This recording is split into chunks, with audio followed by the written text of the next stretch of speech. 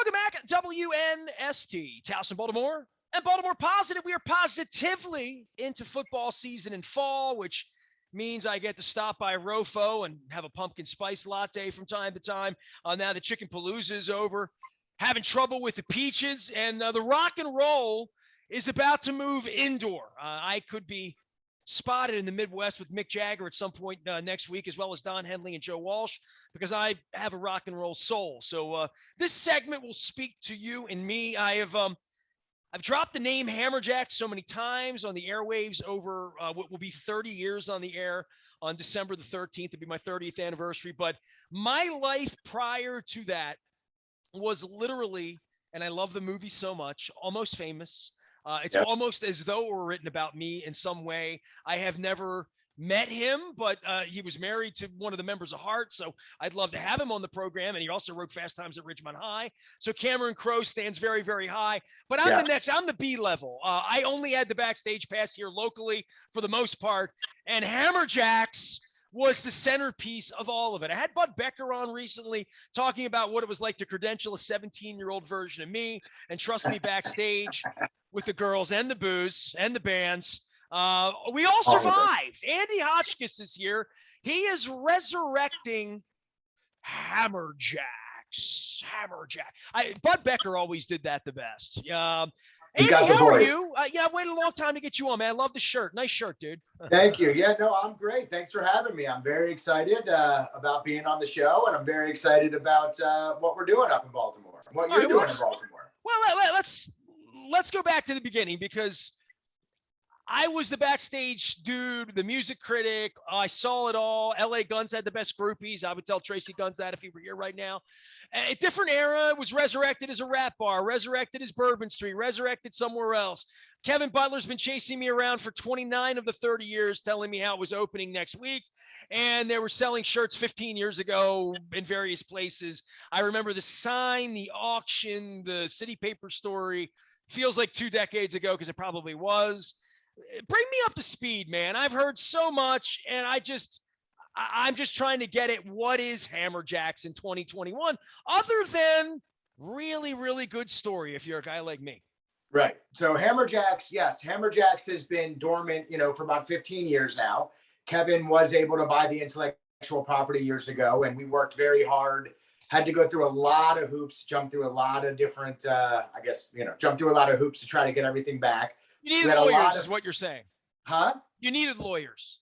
Yeah, well, we had lawyers, and we might have needed better lawyers, I guess. But Baltimore City can be trying at times. But there were a lot of starts and fits, and a lot of every time we were making announcements, we really felt that we were ready to go, and then some other shoe would drop and something would happen. But COVID really was what put the I don't want to say the nail on the coffin, because there's certainly no coffin. But basically COVID came, and we decided to change our direction and go more outdoor than indoor to begin with. And so basically what we're doing now is we have this massive outdoor, about 20,000 square foot outdoor venue. That's a music, not music, but an entertainment venue, let's say. And we're starting out initially with tailgate. So we're doing, we're obviously right in the shadow of Raven Stadium, literally directly across the street from the south entrance.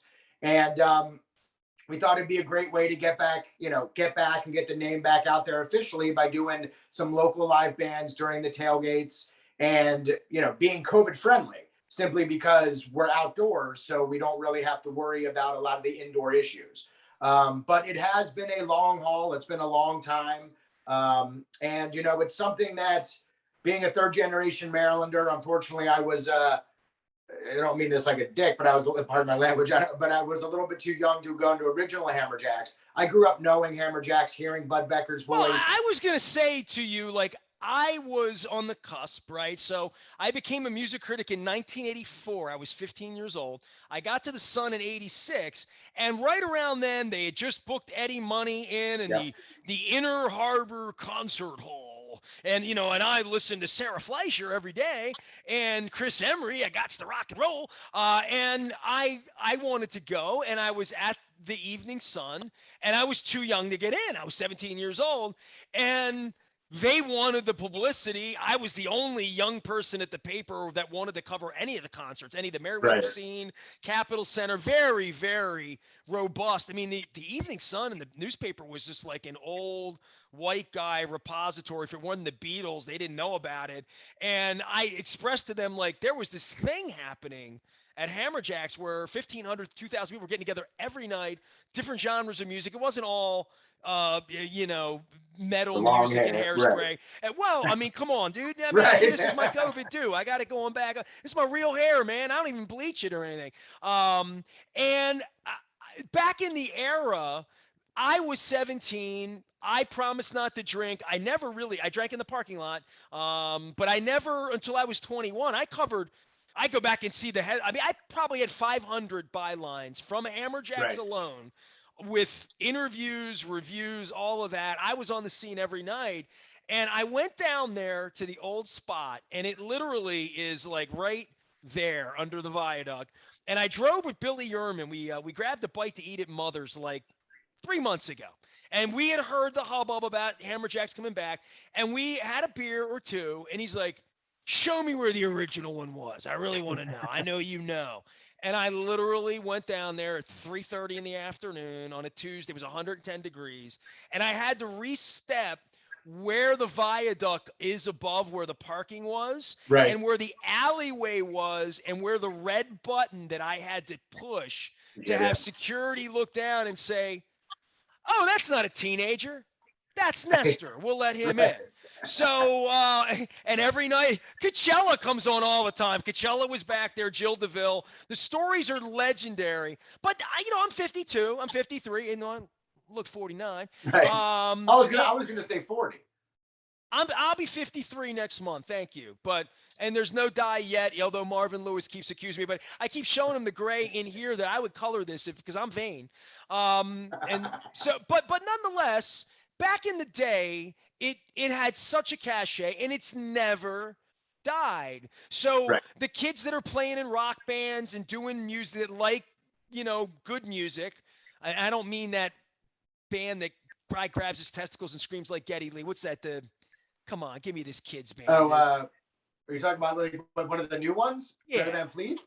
Yeah, that's terrible. Not that kind come of on, nonsense. they're pretty solid. They're terrible. But nonetheless, kids that listen to that know Hammerjacks and the legend of Hammerjacks and the night Guns N' Roses were there and the night Ozzy was there and the night Paul Stanley was, like all of that, right? So I don't know how that translates, and I don't know what it means, and I don't know what kids are into these days, other than, to your point, outdoor spaces, loud music, all the same stuff that we loved, but different. Right. And I don't expect Judas Priest to be coming back to your Hammerjacks. But what is the new vision for what is this going to be 3-5 years from now when it grows up, Andy? Well, so ultimately, as you were saying, the 70s, 80s, and 90s are a different time. Like, we're in a whole different world than we were back then. So it's more of it's a modern entertainment destination where people can have a good freaking time. Let's put it that way.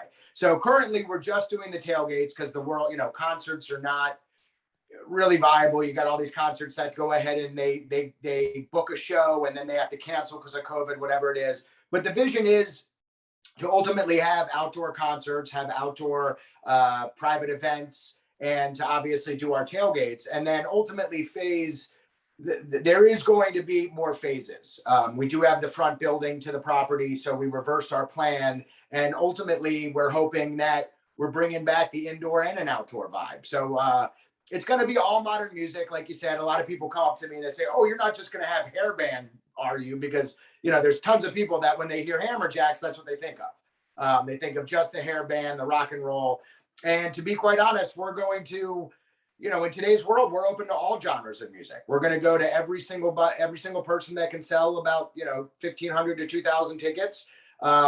We're open to all types of music. I mean, we're a very inclusive. We're in Baltimore. That is a very inclusive, very welcoming city. And we are really looking to open our doors to any type of music. As long as they're going to be able to rock, we're going to let them in and we're going to let them play.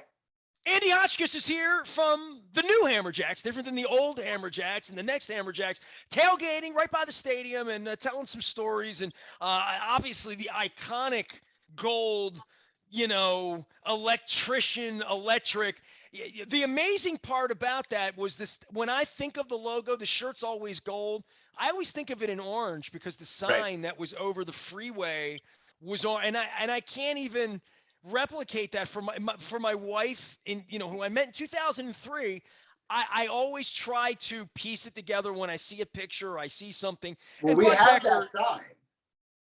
what's that? We have that sign, not the huge one over the highway, but we have a replica. We have, I mean, actually, it's the original sign that's yay big, and it actually, we were putting it up in the tailgate, and unfortunately, a box fell and broke Neon. the neon. So we're having it repaired, and that sign will be back up. It'll be in the merch booth because, like you said, I don't think we're putting it outside. If we keep it outside, somebody's going to snag that thing. You or me would. I mean, like it's such an iconic sign. But we do have that thing. It's being mended today. We're hoping to have it back in a couple weeks, and it will be that bright orange. It'll be that sign. All right, well, I will come and visit that because I obviously know it's orange, so you know what I mean. It will mean more to me than to others. In all this, I look, dude. My memories of Hammerjacks, you have to sell me. I mean, I could sit Right. here and bleed your ears all night. Um, as an aside, just because we're talking rock and roll, and I'm wearing my Stone Horses shirt, so get out and Sure. support John Allen, my lifer friend, and no Child's Play at the new Hammerjacks, Stone Horses at the new maybe a CCD reunion. We work that out. I get to try, I'll work on SR71, get Mitch on the phone, see if we can tell him my hair's grown long. Maybe he'll let me come back, bring the band on. But Mike Brillhart is a true lifer friend of mine. Known him longer than I've known most people from my homeroom in Tom Pless's class at Dundalk High School in 1982, and he was on the air in literally the DJ booth was in my homeroom in the electric shop in the south wing the north wing, south wing of Dundalk High. So yesterday, I guess September 15th was his 40th anniversary of being on radio. And everybody knows Mike on the Bay and in playing the acoustic songs on the weekend. But I mean, he's a high school friend of mine from the early 80s, and he's celebrating all this. But people don't know that he was the eternal house DJ at Hammerjacks.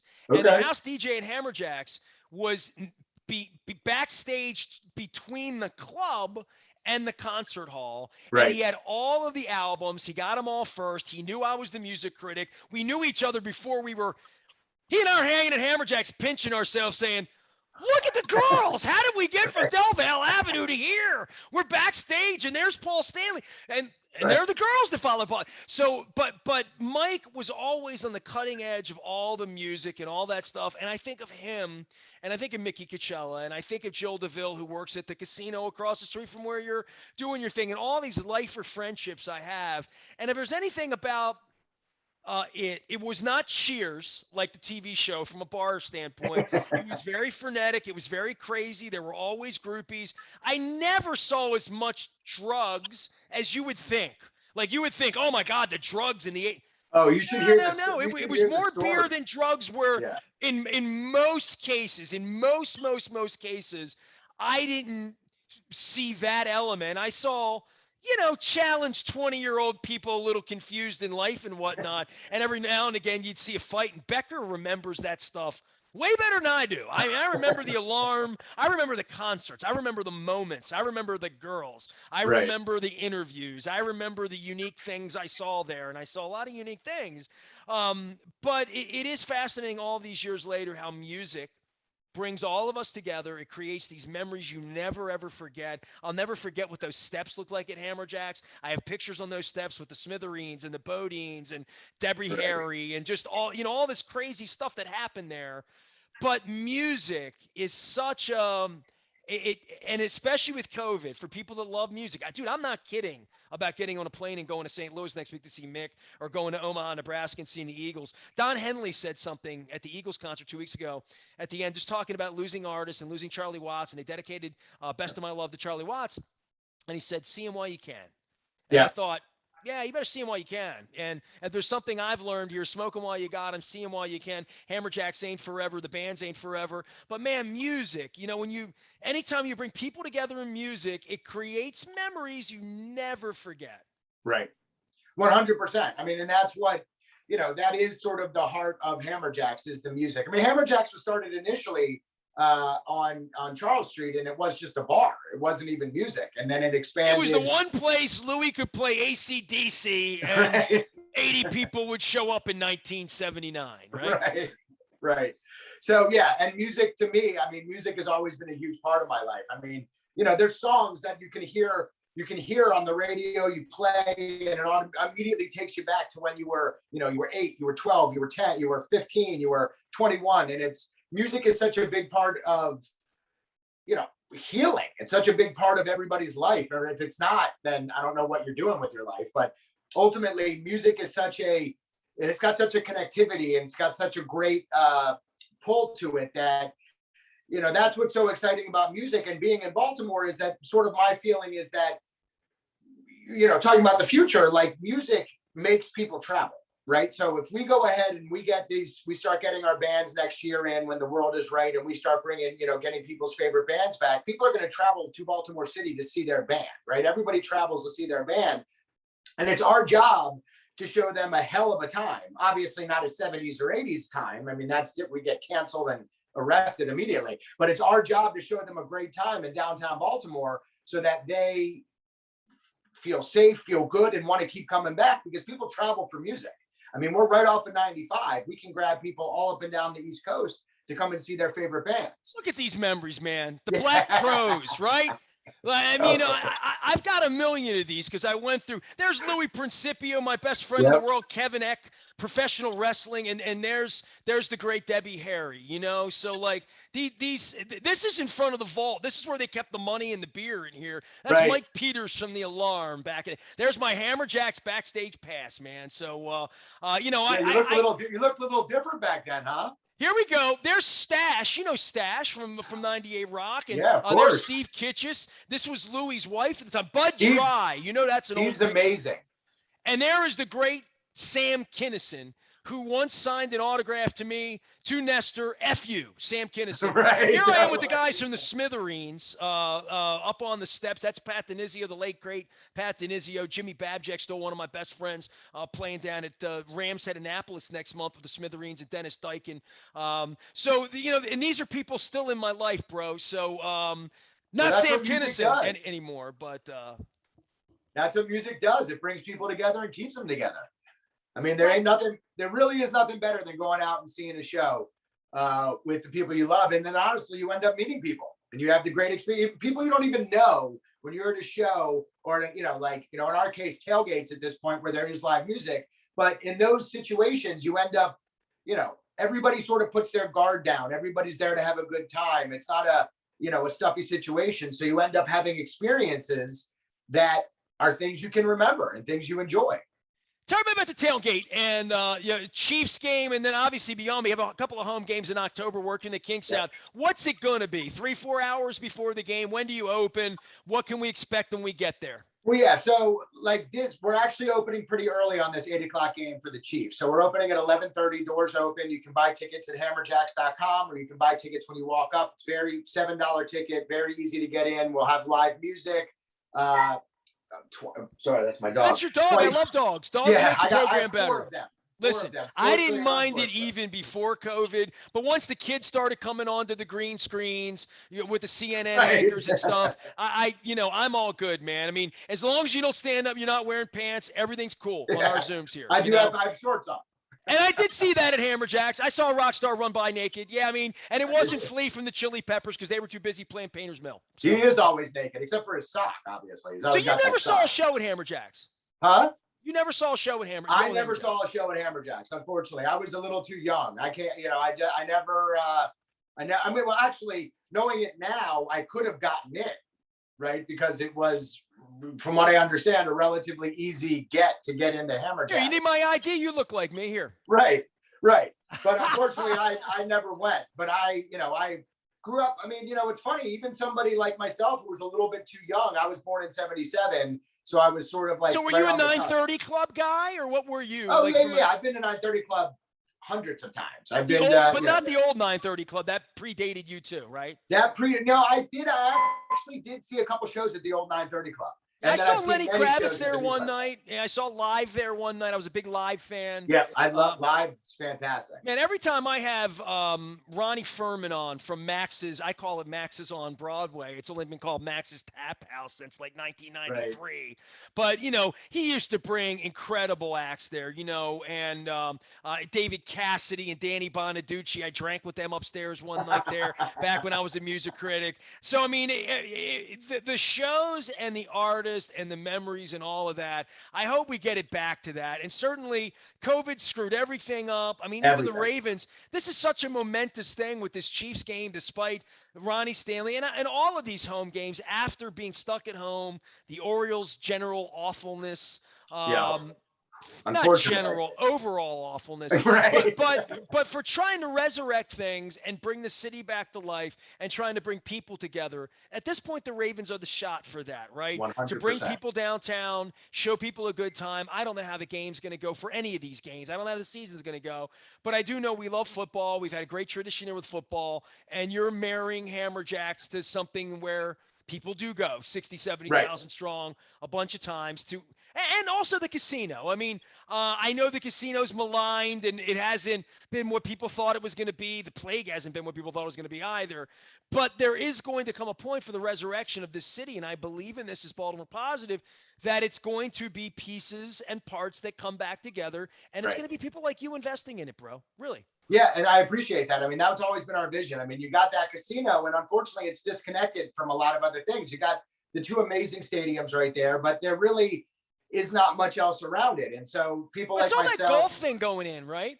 Top Golf is going in. Yep. Yeah. Right across, one building over from us. And that whole area, one of the things we had to wait for initially was this thing called Transform Baltimore, which rezoned the whole area. So a lot of the uses that you would want there were historically not allowed. It was all industrial. When Transform Baltimore went through in June of 2017, it rezoned that whole area. So now between a lot has changed down there. People haven't been for a football game. Casino was closed. Like I live here. This is where I live. This picture's out my window. This is my bedroom window, literally, right? So I look out the window and see cranes everywhere. We talked about that last week on our Maryland Crab Cake tour. We were at the Chaucer in Highlandtown. I talked to Zeke Cohen and Heidi Daniel and other guests looking out from the second floor. You can see the cranes in Port Covington and over toward Dundalk and Canton and in other areas. There is development. I see this Top Golf shell going up when I came back from the airport the other morning from Las Vegas, and I knew I was having you on, and I looked over and I peering to see if the casino's there, and there's Royal Farms, my sponsor, right across the street. So little chicken, and I'm trying to get the action to say, all right, and let's envision this thing coming back to life in the next 5 to 10 years. Who's going to be a part of it? How's it going to happen? And it's not going to happen overnight. It's not going to be easy. It's never easy for any. It's never easy after a plague. But we have this investment. Listen. I've been talking all day about what we're going to do with Harbor Place. How do we make that a park? How do we make that a usable space again? Right. And you're talking about I hadn't been down in a while, Andy. By the way, Andy Hotchkiss here from Hammerjacks. We're talking about his tailgate parties and football in the city and lifting the city. My wife loves animals. I love animals. We wanted to do something nice for the Barks people, and we had some giveaways to give to them, and we give a lot to Be More Humane as well. Love you, Kate, Chris. Both my cats came from Be More Humane. But Barks is in the neighborhood, and my wife wanted to donate some blankets and this stuff, Right. And we drove down to Cherry Hill and saw the new facility, and that's beautiful and wonderful and incredible. And but then what happens is that space that so many people have gone down and loved animals and given to animals, the Orioles, the Ravens, show yourself side. I've done all of that stuff, right? But that piece moved, and that area was clearly the last place on earth anybody ever put anything, right? I mean, bus station, all of that off of 95, it was sort of the place that time forgot. Much like lots of blighted areas, it wasn't even blighted, it was just forgotten. That how do you pump life into it? You need industry, man. You need people, you need ideas, you need money, and you need it to work. And I'm actually now the president of the Carroll Camden Business Association, which is actually that that entire swath of land south of the stadium. And we're working hard to bring modern industry back to that area. I mean, it's got everything you should have. I mean, it's really got. Yeah, doesn't Baltimore have that though? I mean, you know how many times I've had that conversation, bro? Yes. That we have location. Water, 95, DC, New York, Philadelphia, airports, the beach, the mountains. I just ate 42 crab cakes in 30 days across 23 counties in the city. This is the most beautiful effing place ever. And we should really. I've been all over the world, honestly, and now I've been all over Maryland, and Maryland does not suck. No, Maryland does not suck. But I will tell you, I always say that Wire, the show The Wire, nationally destroyed us. That show came out and people just all of a sudden started seeing Baltimore a different way. But I agree with you. I mean, that's why we're so excited about Baltimore. Baltimore fundamentally, and yes, you're right. Everybody's been saying it for a long time. And, unfortunately, we just need to get everybody to play together and to rise all boats ultimately. And we love where we are. We love our neighbors and all the businesses in the industrial Carroll Camden area of the Pigtown Association. Go to Pigtown meetings every month. That's a fantastic neighborhood. If you haven't been there in a while, go check it out. It just takes a little bit of time. If anybody can tell you, I could. I mean, because like you said, we've been talking about doing this forever, and I thought we'd get it up in a couple of years, and silly me, right? But it takes people, like I was saying, I'm a third generation Marylander, and it takes people that actually really care, not just care because, I'm going to invest in this area and make it good. You need people who really love and care about what Baltimore is and what Baltimore can be, and has the stick-to-itiveness. Because all the crap that we've been through, everything that, I mean, we're not going to get into that. I don't want to. I get into it every day, dude. Yeah. I hear you. I had through Vic Narajan this morning talking about 9 shootings and 4 deaths the other day. Dude, 4 kids. Not only that, just like, that issue, but all the other, like, there's political stuff, there's this stuff, there's that stuff, like everything that we've had to gone through. Like, if I was just a developer from out of town thinking I was going to do something here, I would have given up years ago. Right. And unfortunately, I think that happens with a lot of people. That's why it's really awesome to have the local people that come in and really understand what it can be and really care about making it that. Not to make a buck, but to make it because you care about the area. And at the end of the day, we are business people. We do want to make, I got a family to feed. We do want to make some money. But, this is much more important to me than making money. This is something that I truly feel can be a lightning rod along with Topgolf, along with the other things that are being built over there, to really bring people back to the city and show them whatever The Wire showed you, that's bullshit. Pardon my language. Again, that's I don't fine. know what we're allowed to say. It is bullshit. I walk through the city every day of my life. I live here. I love it here. I mean, it's amazing. You walk through the city and you're just like, how awesome is this neighborhood? How amazing are these row homes? And the great thing about it, we have a love letter to Baltimore in the venue. And the one thing we say is that Baltimore, I don't know exactly how we say it, but Baltimore covets its local, but welcomes its arms to everybody. And like, Baltimore's one of those towns that you can see all different types of people really enjoying themselves together. It may not have been that way historically, but nowadays it really is a very diverse and open city. And you see all types of people up and down every spectrum. Right? Like, there's a spectrum, and everybody's on, whatever the spectrum of Baltimore is, we got people on every part of it. Well, I spent the morning talking to Ron Cassie from Baltimore Magazine about redoing Harbor Place, which is literally in front of my home. It's the other side of my home. Here, I can switch my Zoom for you here, and put myself at the other end of my facility here and say, all right, here I am. Now that this is the other side, right? So, or over here at least. So, but. Places don't have this. They don't have deep water, and it looks like this. They don't have the history that we have here. And growing up, like, I used to go to the harbor. We used to go there all the time and have the best time. Our aquarium is amazing, right? The aquarium is absolutely amazing. And that whole harbor place, that place used to be such a vibrant, amazing place. So you were 15 when the Orioles moved to Camden Yards. So, yep. That always puts it into perspective for me as to how your eyes would see it. I was 24. My eyes saw it not too dissimilarly to what you were seeing, but I never thought it would come to the Orioles having 3,000 people. There would be no Hammerjacks, that the football team would be enduring a plague, a knee, people not wanting to come downtown, the crime in the city, like all of these things that have weighted us down. There comes a point where every Cleveland, every Detroit, every Cartagena, they turn around. And, Medellin turned around, So, and we're hoping that, we're doing everything we can to help that. I mean, that's important to me. I mean, Baltimore, like look outside, look behind you. How beautiful is that? They don't have this in Omaha. No, they do not. They don't have it many places. And I'm going to Omaha next week to make sure they don't have it, just so you know. Right. Andy Hotchkiss here. Honestly, there's not many places that have that. There's just not. I've been around the world. There's Hong Kong, you know what I mean? Right. There's somewhere in Australia. Yeah, there's a couple of places. Australia doesn't look like this. Australia looks more like California, to be honest with you. Andy Hotchkiss is here. He's been around the world as well. He's bringing Hammerjacks back to life. You can participate before this Ravens game or any Ravens game down the line. Stop down, see the rock and roll, have a beer, listen to some tunes, go to the game, and we'll hope for a bigger, better day. Andy, I appreciate the support and the inside information and all this stuff. I will definitely come down and have a beer with you at some point. Please. I don't know if it'll be the first game, but it'll be in October for sure. I'll be coming down and well, to get back to your other question, if anybody has questions about, it's 1300 Russell Street, literally on the corner of Russell and Ostend. Anybody can go online to hammerjacks.com and check out all the information. You can buy tickets in advance. You can show up.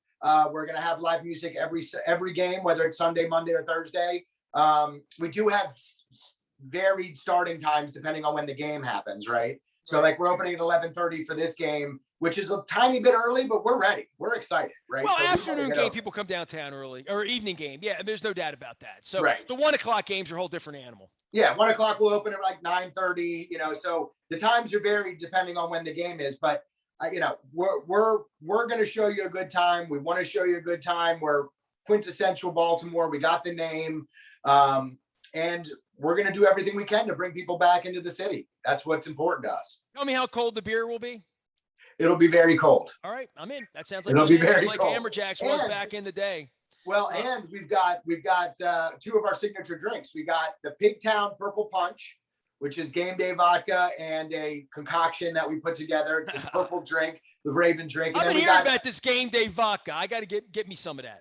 Yeah, it's new. They're blowing up. And then we've got a Hammerjack spiked tea, which it's one of the only things I drink is iced tea and vodka. And so we have our own Hammerjack iced tea that you can get very cold. You don't even need it on ice. You can get it on ice, but come on down, enjoy the time. I'm too old for all that, man. I'm getting over the hill now. I'm a beer and a crab cake now. Just turn the music up. That's what I say, man. Okay. Right. Well, and also we got, in regards to food, we have Cooper's Tavern that's doing our food out of a food truck, and we've got Crossroads Bistro out of Sparrows Point, and we've also got Little Havana. So hold on, Pat's bringing his burgers down? Oh yeah. All right. Well, I mean, burgers and beer, winter, done, over. You can drink the iced tea and all that. I'm all for vodka. I'm just, I'm just feeling like a burger and a beer before the game. That's all. That's for me. Hey, you be you. That's what we're all about. You do orange crushes? We do orange crushes. All right, that's more me on a Sunday morning. That's more my vibe. Okay, good enough. Andy Hotchkiss is here. If you want it. That's my wife with the celery stick and like all that. The olive. He is bringing Hammerjacks back to life before games. Make sure you're checking them out and everything that they're doing. I'll be telling you more about that as we get into the season around here. Lots and lots of things. Lots of crab cakes. At Costas with Johnny O on Friday. On Sunday before the game at 11 a.m. I will be at Wise Market to Fullerton with Rob Santoni eating $6 signature crab cake. And I've been told to be completely honest on the $6 signature crab cake, and I've been very honest that I'm not Gucci about my crab cake. So I will eat every crab cake in front of me, and I will pass judgment harshly and accordingly, and with saltine and cocktail sauce and tartar and mustard nearby. just in case. As you should. We need, Maryland needs to make sure the crab cakes. Where's your crab cake place, dude? Well, there's a place out in Lanham that has the crab bomb. Huh? Oh, that's Jerry's. I've been there. Yeah. Had him on the show last month. Yeah, great guy, man. Yeah, Jerry's that's where that's where we'll get our crab cakes. Okay, so unfortunately, the secret. I'm one of those guys that won't eat crab cakes out of Maryland. Like everybody says they have crab cakes, and it's like, you know what that makes you? That makes you a Marylander. Huh? That's what that makes you a Marylander. Yeah, it makes me a Marylander. 100%. Yeah. So Jerry's, he puts triple yolk mayonnaise in it. That's the secret. So he gave me. So I've learned. I've been in a lot of kitchens, brother. I've learned a lot about Asian crab meat and little restaurant confidentials and all that. Hey man, we'll see you before the game. Appreciate you coming on, bro. Awesome. Thank you so much. Andy Hotchkiss joining us here from Hammerjacks. You can find me anywhere the internet is served, on Twitter, Facebook, LinkedIn, Snapchat. Over 100,000 people each and every day glued to this zany activity in various ways, including the Maryland Crab Cake Tour and our friends at the Maryland Lottery for sponsoring that. We're going to have the full schedule moving your way, moving the tour around Baltimore, chatting neighborhood to neighborhood. Started things in Highlandtown last week at the Chaucer, on to Dundalk and Costas, and coming soon to a town near you, hun. We are WNST, AM 1570, Towson, Baltimore. We never stop talking Baltimore positive.